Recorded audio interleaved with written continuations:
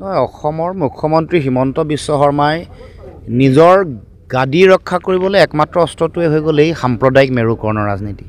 হিন্দু মুছলমানৰ ৰাজনীতিটো তেওঁৰ শেষ আশ্ৰয়স্থল, তেওঁৰ ভৱিষ্যতটো বচাবৰ কাৰণে।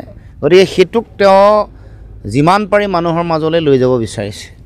বিভিন্ন সময়ত যিকোনো বিষয় হ'লে তাত হিন্দু মুছলমানৰ ৰাজনীতি কৰে, কিন্তু তেওঁৰ লগত যিহেতু তেওঁ যিবোৰ প্ৰতিশ্ৰুতি দিছিলে আগতে, যিমান প্ৰতিশ্ৰুতি দেশৰ 5খন শ্ৰেষ্ঠ ৰাজ্যৰ ভিতৰত অসম হ'ব বুলি কৈছিলে, অসম চুক্তি ৰূপায়ণ কৰিম বুলি কৈছিলে, অসম চুক্তিৰ 6 নম্বৰ দফা কাৰ্যকৰী কৰিম বুলি কৈছিলে, মূল্যবৃদ্ধি ৰোধ কৰাৰ কথা কৈছিলে, যিবোৰ আগতে বিভিন্ন কৰ কাটলৰ বোজা মানুহৰ ওপৰত পৰিছিলে সেইবোৰৰ পৰা ৰেহাই দিয়াৰ কথা আছিলে, চাকৰি দিয়াৰ কথা আছিলে, যিমান প্ৰতিশ্ৰুতি।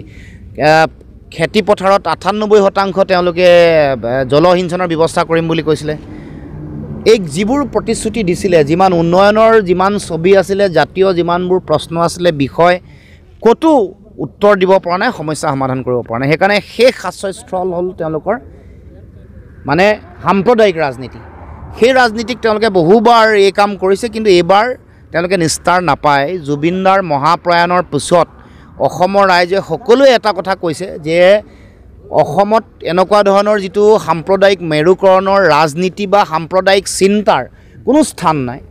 তেওঁৰ সেই যিটো দৰ্শন যে কোনো জাতি বা কোনো ধৰ্মবিহীন মানৱীয় প্ৰমূল্যৰ এখন সমাজ, এই সমাজখনৰ কাৰণে অসমৰ ৰাইজে আগন্তুক দিনসমূহত সকলোৱে কাম কৰিব। আৰু 26ৰ ৰাজনীতিত এইটোৱে মই ভাবোঁ তেওঁৰ এই দৰ্শনটোৱে মূল শক্তি হ'ব।